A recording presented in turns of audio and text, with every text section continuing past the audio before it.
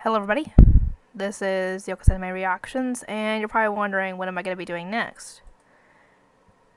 Overlord! And you can probably see the font is a bit bigger. I figured this would help me out, and so far it looks like it is. It gets a lot bigger, it's easy for me to read. Sadly, I can't do anything about my Ari Ferrez book, because it's a physical book. I can't change the font for it. So, for now, I just have to deal with it. Oh well. This is going to be part 6 for Volume 1. A party of about 50 riders galloped across a grassy plain. All of them were equally brawny, but one stood out from all the rest. There was no word more fitting for him than robust. It was plain, even though his breastplate, that his whole body was covered in bulging muscles. He was in his 30s. Deep creases formed when he knit his tan brow. His black hair was neatly trimmed, and his black eyes gleamed with the sharpness of a dagger. The rider next to him spoke. "Captain, we've almost reached the first village on our patrol." "Yes, it seems that way, Vice Captain." This was Gazel Stronov, pride of the Riestes kingdom, and captain of its guard. The village had not yet appeared down his line of sight. Suppressing his impatience, Gazov maintained a steady speed. Though they weren't driving their horses to exhaustion, it had been quite a march from the royal capital to here. A hint of fatigue had taken up root in his core. Certainly the same could be said for the horses. It wouldn't do to burden them any further, but I really hope it's nothing. The vice captain spoke again. His voice betrayed his anxiety, and Gazel felt the same. The mission the king had given them was to find the imperial knights spotted near the kingdom's border and subdue them. Under normal circumstances, it would have been faster to send soldiers from the nearby city of Irantel. But the empire's knights were strong and well outfitted. The gap between them and the kingdom's recruits was clear. The only soldiers in the kingdom that had a chance against the knights were the ones directly under Gazel. But it was foolish to leave everything up to them like this. Even just mobilizing some troops to guard the villages until Gazel and his men arrived would probably have been enough to stave off the enemy. There were plenty of other options as well. Currently they were they couldn't be taken. Gazel knew why, and it irritated him to no end.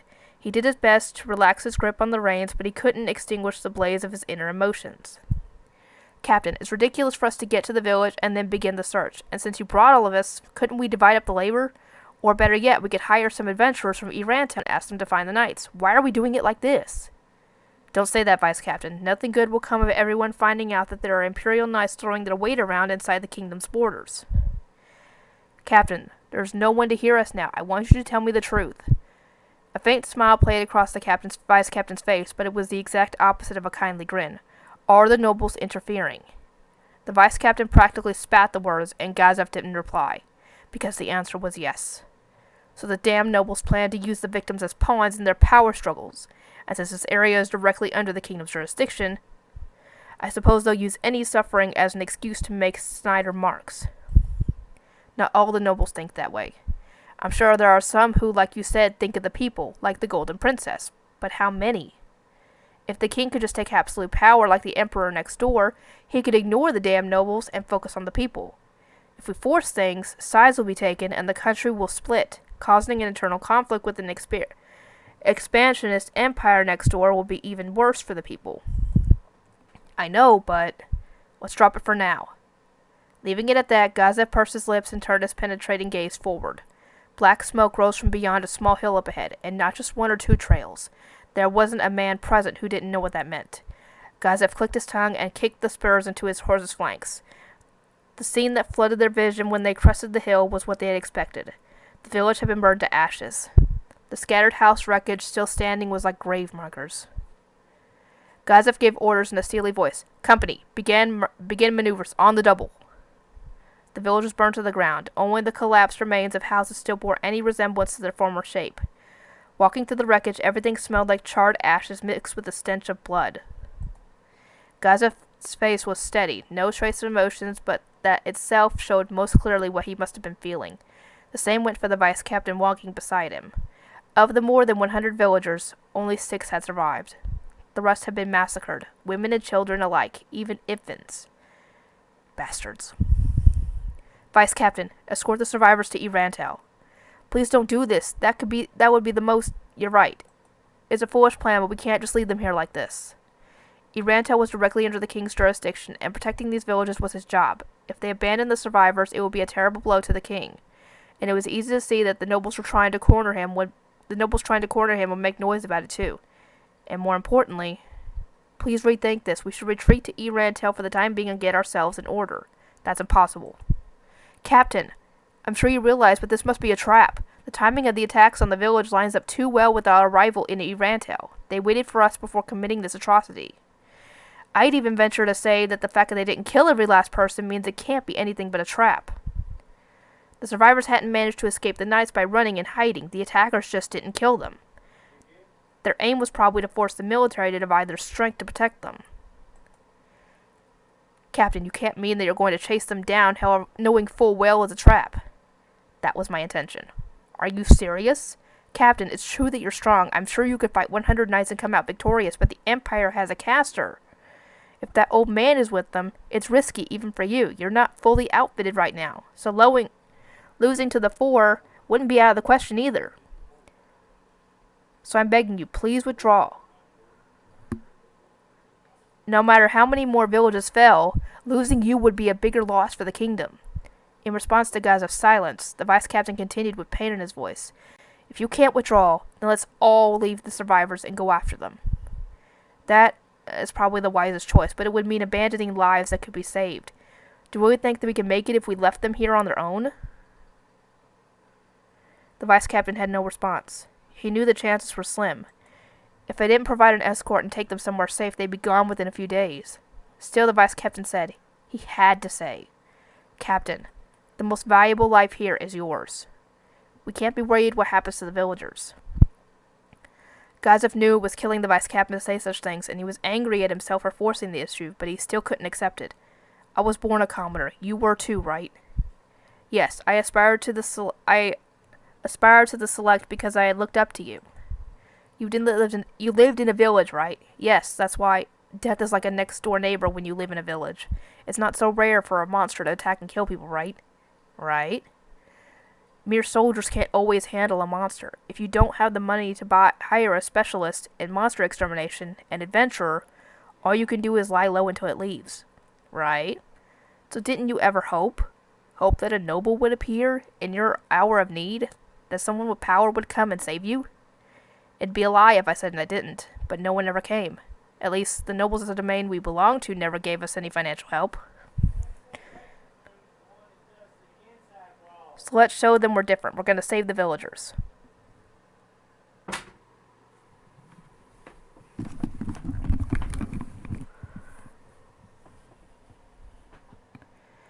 The vice captain's voice caught as he remembered his past. Vice captain, let's show him that there are people out there who will risk their lives despite the danger, that there are strong who will protect the weak. The men's eyes met and exchanged a multitude of emotions. Finally, the vice captain spoke, sounding tired, but aiming to convey his passion. Then I'll take my men and go. I may be replaceable, but you're not. Don't be absurd. There's a better chance we make it back alive if I go too. We don't go to our deaths. We go to save the people. The vice captain's mouth worked for a moment, then closed. I'll choose who will escort the villagers to Irantel right away. As the sky reddened, human shapes began to appear one after another on the grassy plain. There were 45 of them. The way they appeared out of nowhere was not due to camouflage, but magic. One glance was enough to tell they were not mercenaries, travelers, or adventurers. They all looked the same, clad in armored clothing woven out of special metallic thread, to prioritize mobility and defense. Due to magical fortification, however, these clothes had even greater defense, and in fact were more effective than a full suit of armor. The leather bags weren't very full, and didn't seem like the kind of thing someone on a journey would carry, that is, as long as they weren't also magic. The specialty-made belts around their waists held multiple potions, and the mantles draped across their backs radiated magical auras. Gathering enough magical items for all these people would have been no easy feat, either of coin or in terms of time and effort. Being so well equipped was proof they had nation-level support behind them. Despite that, there was nothing on any of their gear displaying a rank or affiliation. In other words, they were an unlawful group with reason to hide. Look towards the abandoned village. Gazing upon the ruins, enveloped in the stench of burning and blood, produced not a flicker of emotion in their eyes. They looked on coolly as if it were a matter of course. "We let him get away, huh?" A low voice spoke with a hint of disappointment. "There was nothing we could do. Have our decoy continue attacking villages. We must lead the beast to its cage." The man's sharp gaze followed Gazep and the others as they headed away. "Tell me where the decoy should strike next." Bamunga prepared to cast a spell, stretching his fingers out slowly towards a straw figure set up in the corner of the arena. The magic he specialized in was more about secondary effects like insta-death than simply dealing damage. For that reason, it didn't work as well on non-living targets. A situation like this called for straightforward damage-dealing magic, but he had chosen his class, Ghost Tree, and beefed up his repertoire with these types of spells. As a result, in terms of damage dealt, he was a few tiers behind magic users who specialized in combat spells. Bamunga peeked at the children. Their eyes sparkled with curiosity. The anxiety of whether he could live up to their expectations or not weighed him down. Next, he stole a glance in a different direction, where there were two huge monsters. They stood 10 feet tall with inverted triangle figures, muscles ripped over frames that were a combination of human and dragon. Covering the muscles were scales harder than steel. The monsters had dragon-like faces and tails thick as tree trunks. Despite the lack of wings, they looked very much like dragons standing upright. In their arms, thicker than a man's torso, they each held some kind of weapon, a sword, a shield, that was half as long as they were tall. That's big. They were dragonkin, employed by Aura via her beast tamer skills to keep the area clean. They were only level 55 and had no special ability to speak of, but the punches they could dish with their strong arms paired with their seemingly inexhaustible health meant they could hold their own against higher level monsters. Breathing a little quickly, Munga turned back to the straw figures. Honestly, having everyone watching with such high expectations is putting me on the spot. The point of this exercise was to check if he could even use a spell or not. The reason he'd allowed Aura and Mara to watch was so he could show them his power before the others arrived and teach them how foolish it would be to oppose him. Of course, it was impossible for him to imagine these children betraying him, and there was certainly no sign that they would do such a thing. But Munga wasn't confident they would remain loyal to him if it turned out that he had lost the ability to cast spells. Aura interacted with him as if they were old acquaintances, but from Munga's perspective, they might as well have met for the first time. Of course, her background was all based on ideas from the guild, and both of the children were guild member-created treasures. But it wasn't as if all their behavioral patterns, their responses to every situation, were set in stone. There were definitely what Munga supposed to be called a loophole in these settings. If they were intelligent beings, things that thought and behaved autonomously, they would eventually come across a situation that their bios did not prepare them for. And how would things turn out if there was nothing in there about devoting themselves to their master, even if he was weak? Actually, there were probably most cases where loyalty was not specified at all, in which case obeying orders or not all came down to individual judgment. If disobeying was as far as it went, that was fine. But what if someone wanted to rebel against the guild master if they thought he wasn't cutting it? Being more skeptical than necessary was a problem. But it was also stupid to blindly trust them. I'll just have to feel it out as I go. That was what made the most sense to Munga under the circumstances. His other aim in having the twins there was to get advice in the event he couldn't cast a spell. They thought he was there to test the staff. He already knew magic items worked, so he could wield as much deception as necessary. My plan is perfect. He patted himself on the back and wondered if he had always been so sharp and composed, but there was no one who could answer that question for him. Munga cleared the doubts from his mind and considered the magic he had been able to use in Yggdrasil. The total number of magic spells in Yggdrasil from tiers 1 to 10, plus super tier, was well over 6,000. Good lord almighty, that's a lot of spells. They were split into various trees, but of the total, Munga could use 718. Normally, a level 100 player could use about 300, so that was an insane amount, definitely. Not only that, but he'd memorized them all, so he could choose the most appropriate spell for every situation, including this one.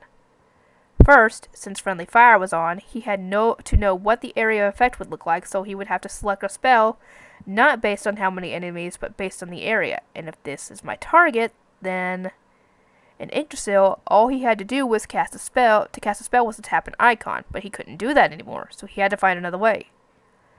He thought he might already have it partially mastered. He focused on the powers deep inside him, just as he had when he turned off negative touch. Just imagine there are icons floating in the air. He laughed to himself. I got it.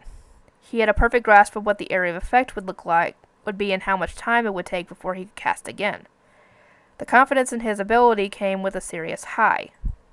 The fulfillment and satisfaction of knowing that his magic was truly his own power. He'd never felt like this in Yggdrasil. As if transmitting the delight that had bubbled up inside him, his swiftly calming mind intensified the high. He gathered it at his fingertips and spoke the word of power. Fireball. A ball of flames grew from the tip of his finger, shot up at the straw figure he was pointing at, and hit just where he'd aimed. The ball burst on impact, instantly scattering the flames it had contained. The expanded flames raged through the area, even scorching the ground in a flash. The whole thing had only taken a second. Nothing was left of the straw figure but burned up remains. Amunga let us slip a laugh only he knew the meaning of, and the twins looked on puzzled. Aura ready under the straw figure. Oh, yes sir, right away. Hurry and set it up. One of the dragonkins stood a new figure next to the charred one. Amunga walked leisurely over, turned toward the straw figure, and cast a spell. Napalm? It went slightly astray, but suddenly formed a column of flames that then engulfed the area and swirled up into the sky.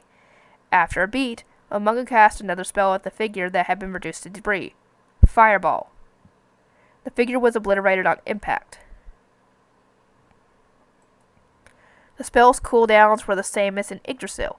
Actually, since for an area of effect spell, he didn't have to first select the spell and then aim by moving, the cursor showed the area, he might have been able to cast even faster. Perfect. His satisfaction took the form of this remark, voiced of his own accord. Little Amunga, should I prepare some more straw figures?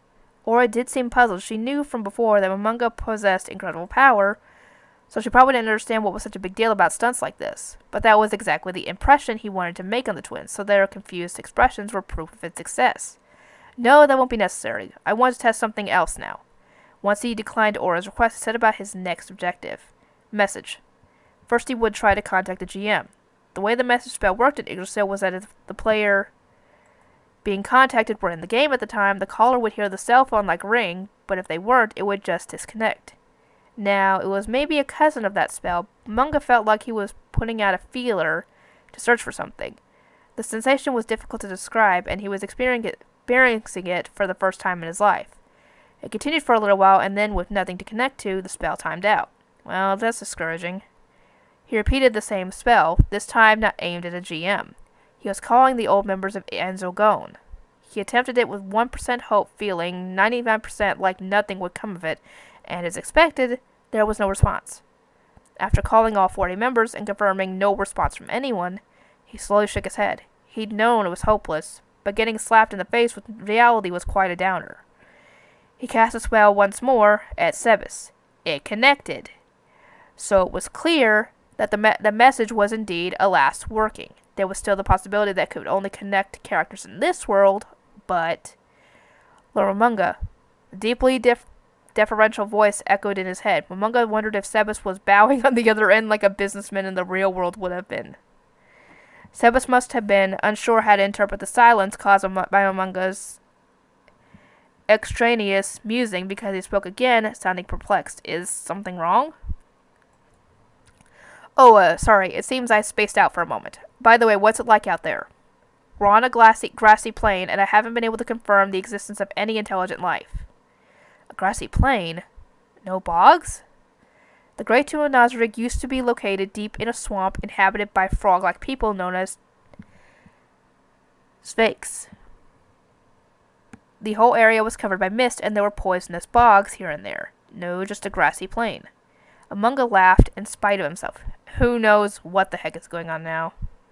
So Nazarick as a whole has been teleported to some unknown location. Sebas, is there anything up in the sky? Any signs or signals? No, nothing like that. Just the same night sky as the 6th level. What? A night sky, huh? There's nothing else in the area that catches your eye? No, not particular. Aside from the Great Tomb of Nazarick, I don't even see any man-made structures. I see. What could he say? The only thing left for him to do was rip his hair out, although somewhere in his mind he had been prepared for this possibility. Sebas's silence indicated he was awaiting direction. Momonga glanced at the hand on his left wrist. There were about 20 minutes until the other guardians would arrive, in which case there was only one order that made sense to give. Be back in 20 minutes. Once you've returned to the tomb, come up to the amphitheater. Amphitheatrum. I'm assembling all the guardians, so I'll have you to report what you've seen. Understood. Okay, get as much information as you can before then. After getting Sebas's confirmation, he ended the spell. Just as he was thinking he'd take a break, having finished everything he needed to do for the moment, he remembered the twin children and their expectant gazes. He needed to show them the power of the staff of Einzelgone, since he'd said he would. He took the staff into his hand but couldn't decide what magic to unleash. It was as if all its countless powers were begging to be used. I should probably go for something pretty showy. So he chose the fire orb, and from among its powers cast Summon Primal Fire Elemental. Obeying Momonga's will, power stirred within the jewel in one of the snake's mouths. Sensing that the flow of power was adequate, he pointed the staff. A huge sphere of light grew at the end, and an incredible storm of flames whipped up around it.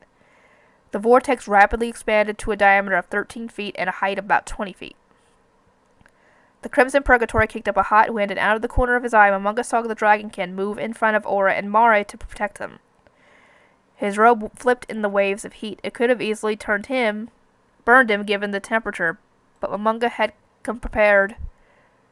compensated for the weakness to fire he shared with all undead with perfect resistance, so he was unaffected. After increasing its size by consuming all the air in the vicinity, the swirling tornado of flames emitted a glow like fusing iron and took on a humanoid shape. The primal fire elemental was one of the highest level elementals, falling in the upper 80s range. Momonga felt the same connection with it that he had with the Moonwolves. Whoa! A gasp escaped Aura's lips as she marveled at the monster. It was impossible to call forth such an elite elemental with regular summoning magic. And the look on her face was like a kid who'd gotten the toy she'd always wanted. Want to try fighting it? Huh? What? She was lost for a moment, but then the natural smile of a child played across her face. Actually, for a child, it was a bit, well, rather twisted. Mari's expression was more childlike. You'll let us fight it? Sure, I don't mind. It's no big deal if it gets defeated. Momonga shrugged. The staff's power allowed him to summon one a day. In other words, it didn't matter if this one got taken down because he could summon another one the next day. I just remembered something I have to do. Mare! She grabbed him with an iron grip when he tried to make a run for it. Apparently she wasn't going to let him escape. She nagged him with her smile. To Momonga, it was the smile of an adorable little girl, but he wondered if it looked different to someone with the same face. Mare was scared stiff. Aura dragged him in front of the primal fire elemental. His eyes darted around, seeking succor, finally finding Momonga. In reply to his radiant ear-to-ear grin, Momonga joined his palms to mimic a prayer. The light on Mare's face went out. Well, don't overdo it, you two. It'll be silly to get hurt. We won't, Aura responded cheerfully. Mare's voice was there too, but gloomy, like he was being escorted to his doom. Momonga figured they wouldn't get hurt as long as Mare was there, so he used his connection to the primal fire elemental to order it to attack. The twins engaged the roaring flames of the attacking elemental, while with Aura forward and Mare in back. Aura wielded her whips to lash the hovering monster into submission, and Mare's magic steadily racked up damage. Yeah, I figured this would be no problem for them. The battle may have been one-sided, but he continued to watch while he went over in his head the other things he had to investigate. He'd already confirmed that magic and some items worked, but there was still some other items he wanted to check. Most importantly, scrolls, staves, and wands. Objects like these contained magic. Scrolls were single-use, while staves and wands came with a certain amount of casts. Momonga possessed quite a few of those. He was the type that felt using up consumables was a waste. He refused to use the highest grade recovery potions, even on the final boss. He'd gone beyond cautious to plan strategy, so his inventory had just piled up. In Yggdrasil, they'd been stored in his item box, but where were they now? Recalling how he used to open his item box, he stretched his fleshless hand into the air. He felt it slip into something. It was almost like breaking the surface tensions of water. He was sure for an onlooker it must have looked like part of his arm had disappeared into the air. Then, as if he were opening a window, he made a broad sliding motion to the side. A window did open right into the air, and inside were several staves lined up all near and neat and tidy. This was definitely Yggdrasil's item box. He moved his hand to scroll through what he was supposed one could call his inventory screen. Scrolls, wands, weapons, armor, decorations, jewels, potions, and other consumables. He had a vast number of magical tools. Amonga's face broke into a relieved smile. With all this, I should be able to protect myself even if everyone in the tomb turns against me. Still, absent-mindedly keeping his eye on Aura and Mare's fierce battle, Amonga summarized all the information he'd collected so far. Do I want to continue? Hang on, let me check. Okay, I think I'm going to end this one off here. I will see everybody next time.